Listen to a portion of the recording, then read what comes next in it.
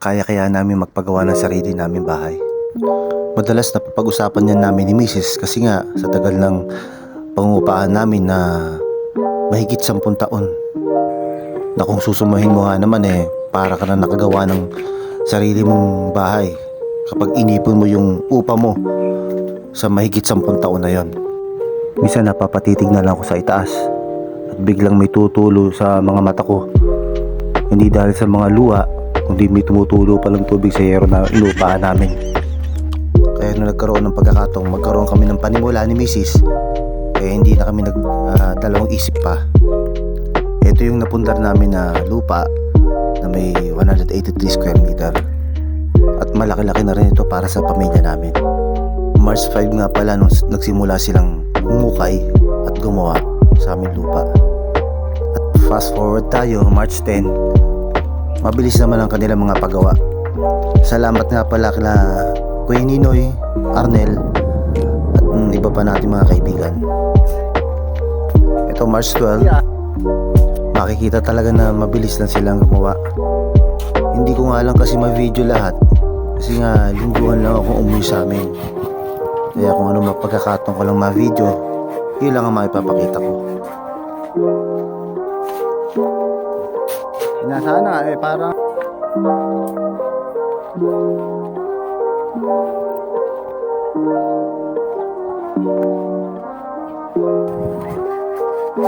sa tuwing bibisita pala ako sa site, sinasama ko rin yung mag-iina ko para nakikita din nila yung progress ng mga ginagawa.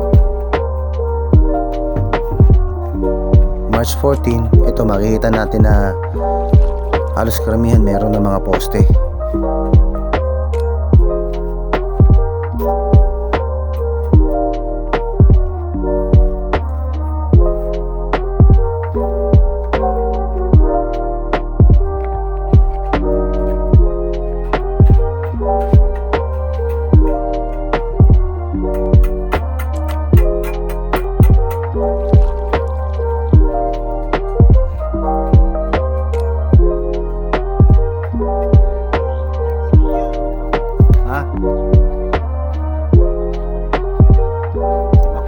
Sabi nga ni Kuya Ninoy, next week daw makakakita na raw ako ng kakaiba sa bahay.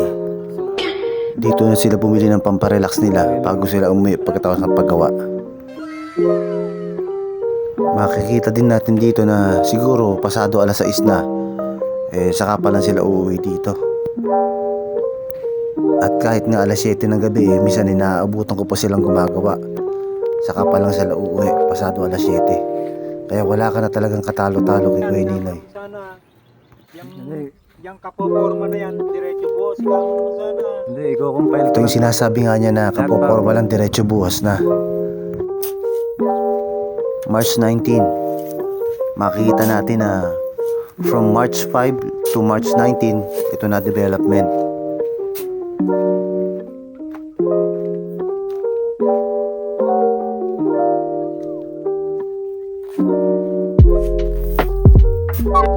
May mga biga na rin yan.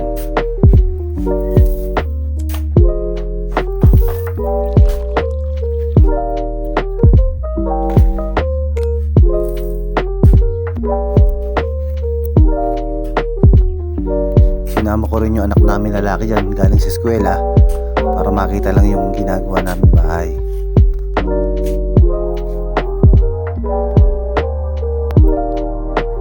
March 24, madaling araw ako nakauwi sa amin yan at ito, kinaumagahan sumamba kami diretso sa bahay na agad pagkatapos ng pagsamba.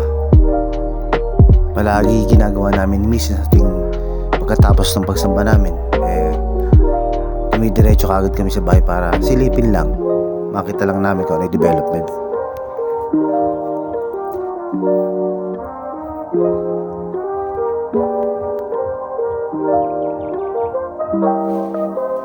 March 24, first time makita ng anak namin panganay yung bahay na pinagagawa namin.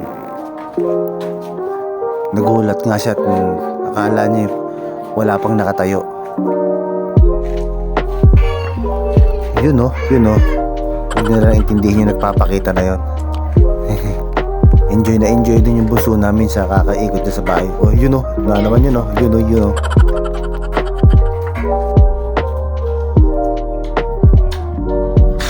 26, kahit na medyo umaambon-ambon, nalibot pa rin kami. Tuloy pa rin ang paggawa nila. Salamat kila Kuya Ninoy at ang ating mga kaibigan.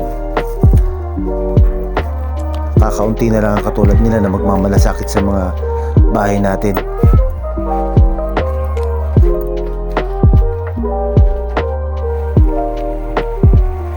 March 29, naisipan namin pamilya na bumisita sa bahay. Kaso inubutan kami ng napakalakas na ulan.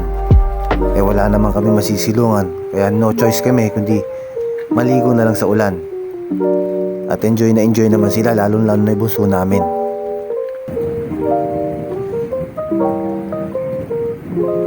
Maulan po pagbisita namin sa bahay.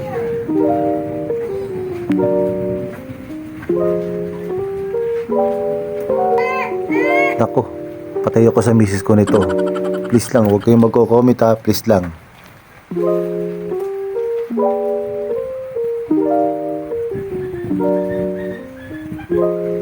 Mabilis ang kuha natin kasi basang-basa yung cellphone ko.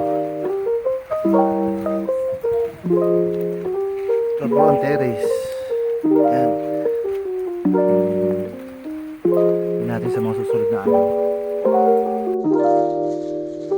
April 8, alam ko nasa trabaho ko niyan, kaya hiniling ko kay Arnel na baka po pwede makahingi ng video sa development ng bahay. At yan, meron ng division ng kwarto at sinisimulan na rin sementohin yung terrace.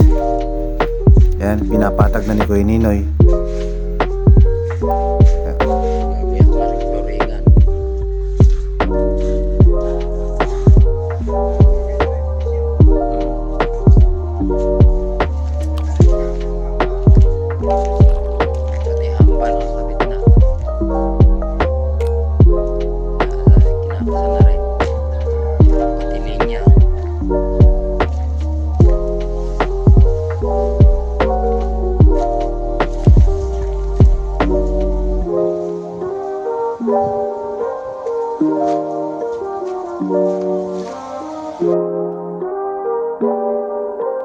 April 11, bumisita kami ng pamilya sa bahay. Ang alam ko nung time na yan, gumagawa sa bukid yung sila Arnel saka sila Kuya Ninoy, kaya natigil yung paggawa sa bahay. Hindi naman natin sila masisisi kasi yung bahay natin na to isiningit lang nila. Tayo lang ang nakiusap. Kaya eto, hihintayin na lang natin na makapagpatuloy sila ulit. Sa pagkakaalam ko, 1 week yata silang hihinto sa paggawa muna.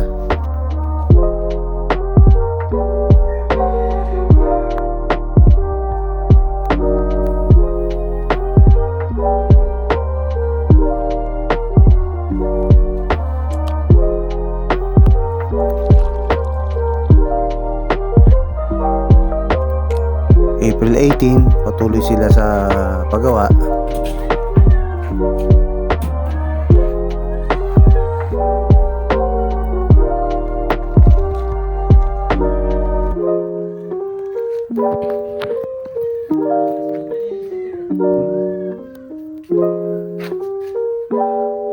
Makikita natin dito na meron ng asinta yung kusina.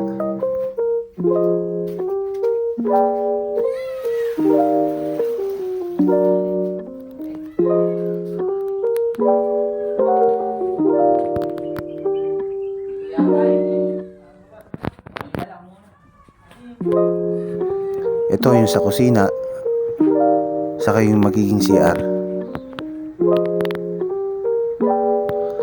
Tapos sa labas yung ating septic tank.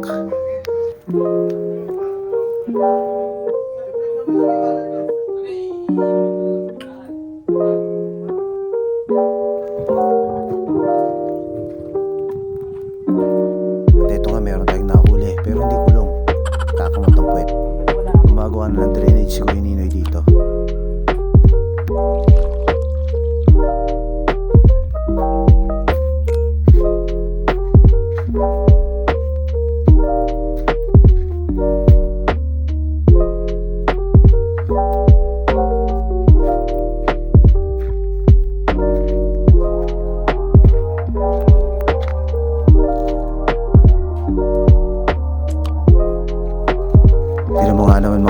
sila yung mga quality control.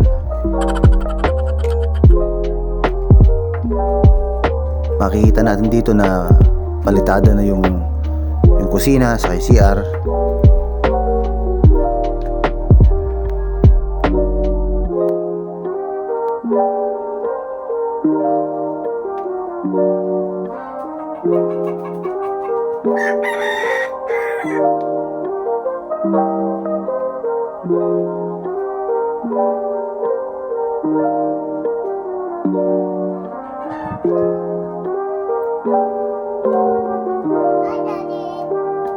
Hello. Mukhang masama yata timplada ni Mrs. dito ah. Kukunot ang noo eh.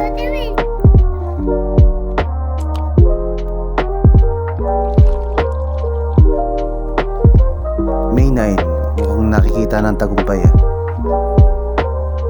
Meron pang ilang yero na hindi na ikakabit dyan. Kaya nasa terrace lang.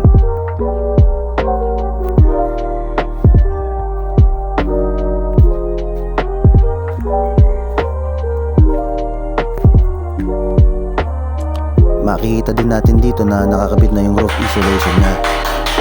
Kahit hindi ko muna pakisamayin siguro, magiging malamig naman yung bahay natin.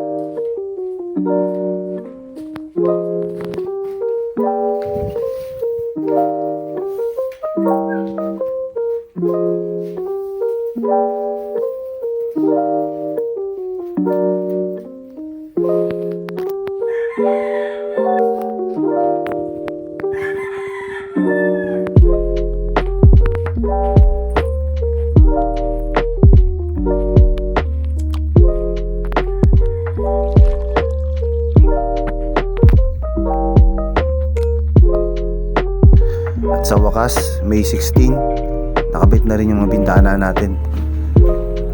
Actually, matagal na nating na-order yung mga bintana. Kaso nga natagalan, ikabit. Kasi nga, hinintay pa nilang ikabit muna yung bubong bago ikabit yung bintana.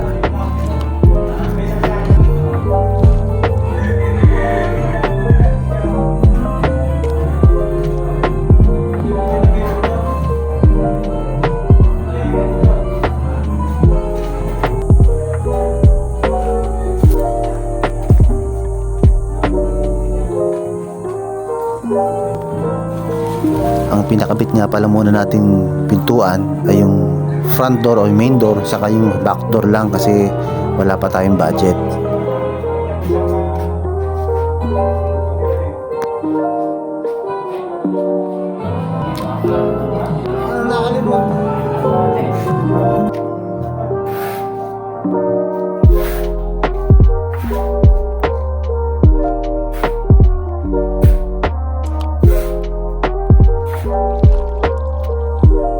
May 18, pwede na namin lipatan ng bahay.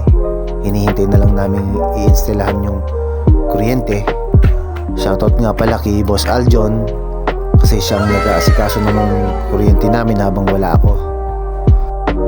Yung nawasan natin, kala ko nga mahihirapang ikabit. Yung kasing tubig natin na pagkakabitan, manggagaling pa sa mahigit 200 meters pa ang ilalakad ng tubo. At buti na lang, isang araw mahigit lang nagawa nila Kuya Ninoy.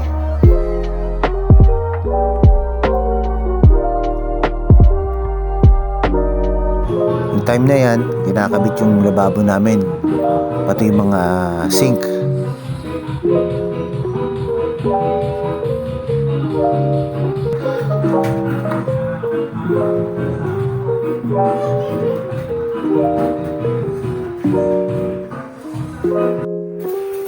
Yan naman, sinisimulan ng welding ni ni Arnel ang aming hagdanan. Pina-fabricate na niya yung hagdanan. Pag ngayon ito, yung pinagkakabit ko, tinutungkap ko kayo.